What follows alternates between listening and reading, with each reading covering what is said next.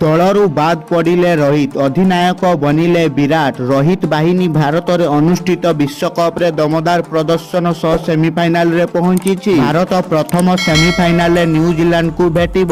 ମୁମ୍ବାଇରେ ଅନୁଷ୍ଠିତ ଏହି ମ୍ୟାଚ୍ ବେଶ୍ ସଂଘର୍ଷପୂର୍ଣ୍ଣ ହେବ ବୋଲି କ୍ରିକେଟ ପ୍ରେମୀମାନେ ଆଶା ରଖିଛନ୍ତି। ଏବେ 2023 ବିଶ୍ୱକପର ଶ୍ରେଷ୍ଠ ଟିମ୍ ବାଛିଛି କ୍ରିକେଟ ଅଷ୍ଟ୍ରେଲିଆ, ଯେଉଁଥିରେ ଭାରତର ଅଧିନାୟକ ତଥା ଓପନର ବ୍ୟାଟ୍ସମ୍ୟାନ ରୋହିତ ଶର୍ମାଙ୍କୁ ବାଦ୍ ଦିଆଯାଇଛି। ଚଳିତ ବିଶ୍ୱକପରେ ରୋହିତ 500ରୁ ଅଧିକ ସ୍କୋର କରିସାରିଲେଣି। ତାଙ୍କ ବ୍ୟାଟିଂ ସାଙ୍ଗକୁ ଅଧିନାୟକତ୍ୱ ସାରା ବିଶ୍ୱରେ ପ୍ରଶଂସା କରାଯାଉଥିବା ବେଳେ କ୍ରିକେଟ ଅଷ୍ଟ୍ରେଲିଆ ରୋହିତଙ୍କୁ ବାଦ୍ ଦେଇଛି। ସେପଟେ ଏହି ଟିମ୍ରେ 4 ଜଣ ଭାରତୀୟ ଖେଳାଳି ରହିଛନ୍ତି: ବିରାଟ କୋହଲି, ମହମ୍ମଦ ସାମି, ବୁମରା ଏବଂ ଜାଡେଜା। 12 ଜଣିଆ ଟିମ୍ରେ 4 ଭାରତୀୟ ରହିଥିବା ବେଳେ ଅଷ୍ଟ୍ରେଲିଆର 3 ଜଣ ଖେଳାଳିଙ୍କୁ ସ୍ଥାନ ଦିଆଯାଇଛି। ଏମାନଙ୍କ ମଧ୍ୟରେ ରହିଛନ୍ତି ମ୍ୟାକ୍ସୱେଲ, ଜାମ୍ପା ଏବଂ ଡେଭିଡ ୱାର୍ଣ୍ଣର। ସେପଟେ ଦକ୍ଷିଣ ଆଫ୍ରିକା ଖେଳାଳି କ୍ୱିଣ୍ଟନ ଡିକ, ଆଡେନ ମକ୍ରମ ଏବଂ ମାର୍କ ଜାନସେନଙ୍କୁ ସାମିଲ କରାଯାଇଛି। ନ୍ୟୁଜିଲାଣ୍ଡରୁ ସଚିନ ରବୀନ୍ଦ୍ର ଏହି ଟିମ୍ରେ ସ୍ଥାନ ପାଇଛନ୍ତି। କ୍ରିକେଟ ଅଷ୍ଟ୍ରେଲିଆ ବିରାଟ କୋହଲିଙ୍କୁ ଏହି ଟିମ୍ର ଅଧିନାୟକ ବନାଇଛି। ସେପଟେ ଦ୍ୱାଦଶ ଖେଳାଳି ଭାବେ ଶ୍ରୀଲଙ୍କାର ଦ୍ରୁତ ବୋଲର ଦିଲଶାନାଙ୍କୁ ସ୍ଥାନ ଦେଇଛି।